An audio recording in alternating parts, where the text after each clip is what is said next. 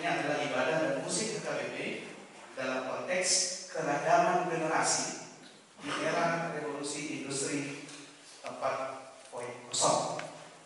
Mohon izin Bapak dan Ibu saya dari sini supaya bisa mengoperasikannya juga sekaligus. Isi yang saya sampaikan ini tidak beda dengan yang tertulis, tetapi mungkin akan lebih terstruktur dan mudah dilihat bila saya membuat bagannya, alur berpikir saya menjelaskan topik ini kepada Bapak dan Ibu di acara konsultasi kita yang berbahagia.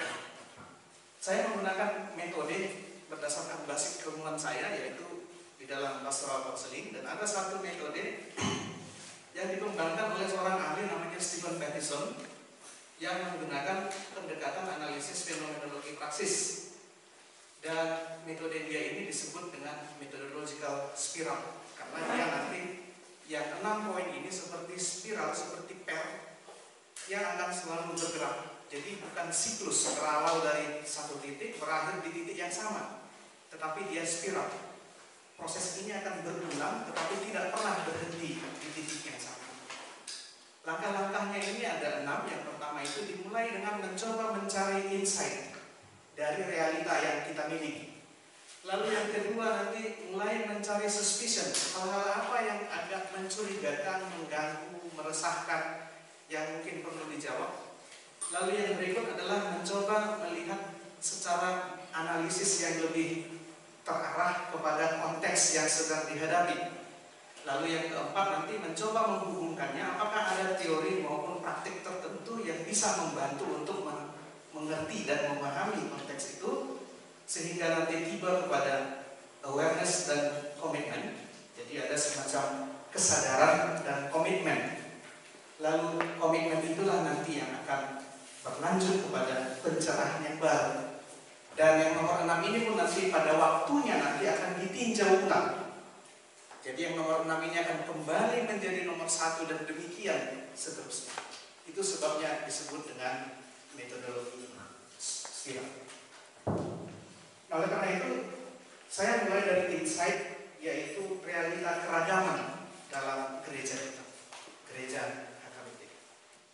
Dan keragaman ini tidak hanya persoalan orangnya, tetapi justru sudah dimulai dari keragaman pemahamannya. Saya ambil contoh, perspektif pemahaman terhadap gereja sendiri mulai beragam. Di kalangan anggota jemaat HKBP sendiri, kalau saya tanya poin 1 ini, HKBP itu apakah gereja suku atau tidak? Dan beberapa kali dalam ujian penerimaan mahasiswa-mahasiswi baru STT HKBP, saya berhadapan dengan generasi muda gereja kita yang mengatakan HKBP adalah gereja suku. Dan ini menarik, berarti pemahaman yang berkembang di jemaat adalah gereja suku. Walau di tataran lain, secara teori, secara tata gereja, ada yang mengatakan bahwa ini gerejanya nasional. Bahkan ada yang mengatakan ini transnasional. Bahkan ada yang mengatakan ini global. Bahkan yang paling hebat lagi secara rohani ini menyangkut seluruh masa dan waktu. Jadi mulai dari masa ketika HKBP mulai berdiri sampai nanti kepada terusnya. Nah, sehingga ini juga adalah keragaman yang beredar sekarang di kalangan anggota jemaat kita. Yang kedua, keragaman berikut adalah tentang partisipan, yaitu orang-orang yang menjadi aktif di dalam aktivitas beribadah maupun bermusik di HKBP. Dan ini akan selalu menyentuh dimensi tempat dan waktu. Dan belakangan ini di beberapa tempat, saya kurang tahu nanti di realita Bapak dan Ibu sekalian, sudah kita temukan kategori partisipan kebaktian yang disebut dengan istilah church member, yaitu anggota gereja yang tercatat secara administratif. Memang dia ada data-data administrasi gereja, namanya ada, keluarganya lengkap di sana. Tetapi juga akan ada sekarang yang kita sebut dengan church goer. Dia rutin datang berkebaktian di situ, aktif tetapi tidak terdaftar.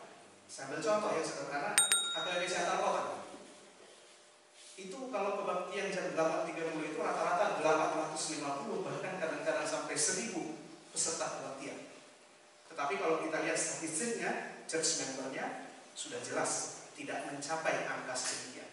Dan yang 850 orang ini, rata-rata ini adalah usia remaja dan pemuda. Itu contoh realita yang kita sebut dengan church squad. Lalu yang berikut lagi tentang identitas kita sebagai HKBP. Ini juga ada keragaman, atau paling tidak ada keragaman ini.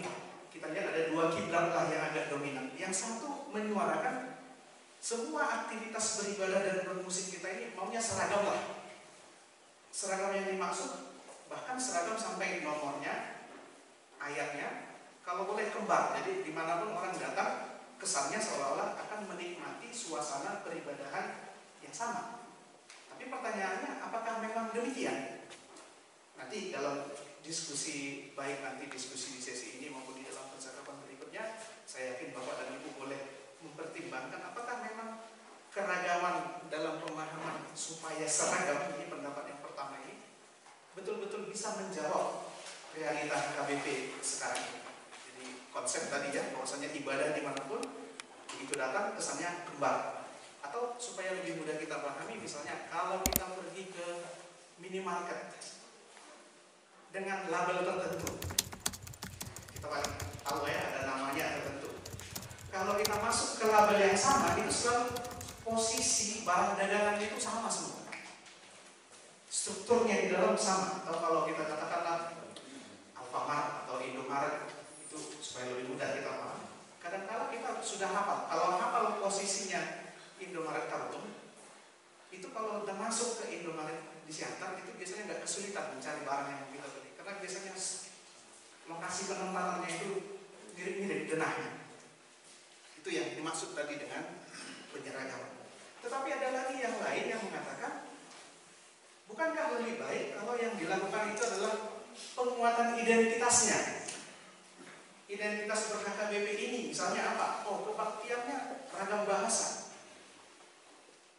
Atau misalnya, wah ini kebaktiannya terdiri dari lintas generasi. Ada orang tuanya di situ, ada remajanya di situ. Walaupun kadang-kadang anak-anak sudah terpisah dalam pelayanan kebaktian sekolah. Dan mungkin akan ada respon-respon lainnya. Dan ini kalau kita lihat, revisi agenda HKBP mau tidak mau akan berhadapan dengan keragaman pandangan ini. Agenda kita yang baru ini nanti akan dimanfaatkan dalam kerangka berpikir seperti apa? Supaya kita seragamkah? Atau supaya terjadi penguatan identitas? Atau mungkin gabungan dari keduanya? Atau mungkin ada hal baru lagi nanti yang muncul terkait tentang bagaimana kita menggunakan agenda HKBP yang direvisi.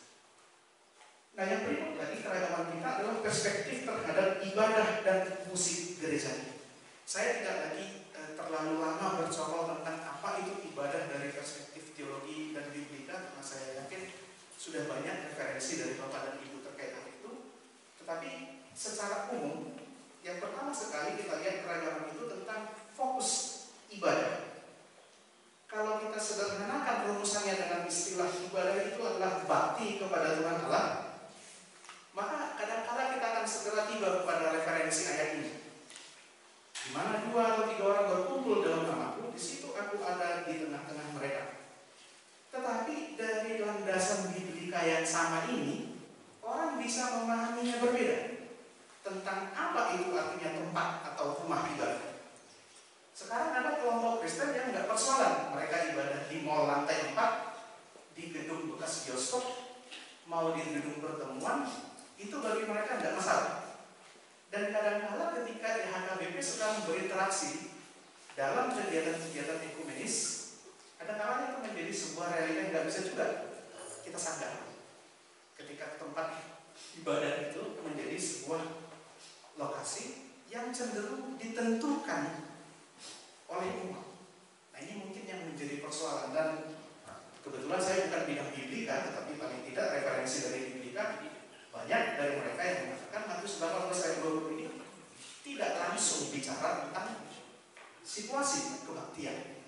Sehingga sebenarnya kalau berbicara tentang penetapan di manakah sebenarnya Allah berada, ini sebenarnya harus menjadi nas tertutup, bukan menjadi nas utama.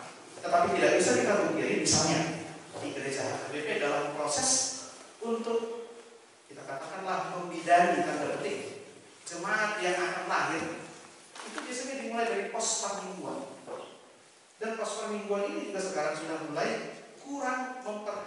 aspek apa ini definisi tempat atau rumah ibadah. Kalau kita lihat di landasan Alkitabiahnya, memang Allah sendiri menyatakan dirinya tidak sembarangan. Ada tempat-tempat yang sepertinya kesaksian Alkitab selalu mengatakan Allah yang memilih tempat Dia menyatakan dirinya, bukan manusia yang memilih. Misalnya Yakub tidak pernah memilih Betel menjadi tempat di mana dia merasakan kehadiran Allah dan melihat tangga yang ke surga. Demikian juga tempat-tempat suci lainnya seperti Gilgal dan tempat-tempat katakanlah juga Yerusalem dan sebagainya. Ini sebuah fenomena yang unik yang mau tidak mau nanti akan menjadi diskusi yang hangat juga tentang apa itu tempat atau rumah ibadah. Lalu yang berikut mengenai musik, ini juga mulai ada keragaman, yaitu sekarang sudah ada yang kita sebut dengan vokal, yaitu musik vokal, musik yang menggunakan pita suara manusia. Dan keragaman ini adalah ada ibadah itu di mana musik vokal ini dipandu. Dan ini yang saya pikir yang lazim mulai kita lihat marak di gereja-gereja HKBP.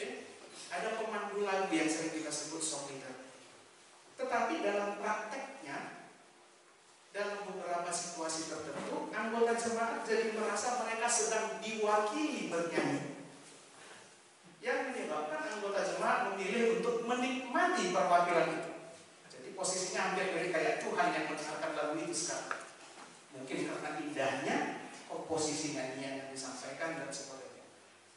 Nah, ini juga menjadi bagian yang menarik. Apakah dipandu atau diwakili? Ini menjadi pergumulan yang menghasilkan keragaman pendapat juga pasti tentang bagaimana musik vokal berfungsi dalam ibadah kita. Lalu yang berikut ada musik instrumental. Ini juga mulai menjadi bagian yang kalau kita perhatikan ada keragaman. Ada ini yang dibawakan secara langsung atau live. Pemain musiknya hadir, partiturnya ada, mungkin dibaca atau dihafal. Ketika nyanyian jemaat atau bagian dari dia bermusik instrumen itu tiba, dia memainkannya secara langsung. Tetapi kemudian ada yang istilahnya siaran tunda, recorded audio, atau bahkan sering menjadi kayak semacam musik pengiring karaoke. Dan ini dalam paduan suara sudah kelihatan. Dan kadang-kadang juga misalnya dalam teknologi yang dipakai gereja, katakanlah seperti musik box, itu formatnya adalah recorded audio. Dia sudah direkam terlebih dahulu, baru nanti ketika masa acaranya tiba, musik itu dimainkan. Ini juga adalah keragaman.